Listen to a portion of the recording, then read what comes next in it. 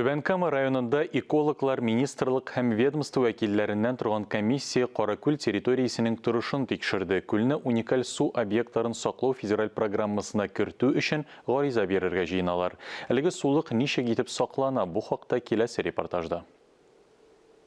Каракүл халык теленә пионерлар күле буларак кергән. Биредә Казан дәүләт университеты студентлары үсемлекләрнең кызыл китапка кергән төрләрен ачыклаган. Шул вакыттан бирле сулык уникаль санала. Аны яңарту, чистарту эшләре башланды. Бүген күл янына яңа экологлар килде. Мы бы очень хотели, чтобы этот объект у нас в этот проект экологии вошел, но для этого нам необходимо постараться, как раз, повторяю же, по подготовке документов, которые необходимо предоставить. Хәзер экологларның бурычы әлеге күлне уникаль су объектларын саклау федераль программасына кертү. Беренчел бурыч күлнең төбен, ләм катламнарын һәм чишмәләрне чистарту. Встреча прошла, конструктивно. Очрашу конструктив узды. Күп кенә сорауларга җавап алынды.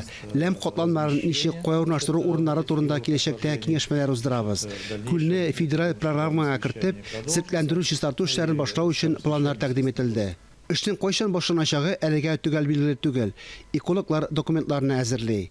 Фарис Мөхәммәтов, Денис Макаров, Евгений Лызаев, Татарстан яңалыклары, Түбән Кама.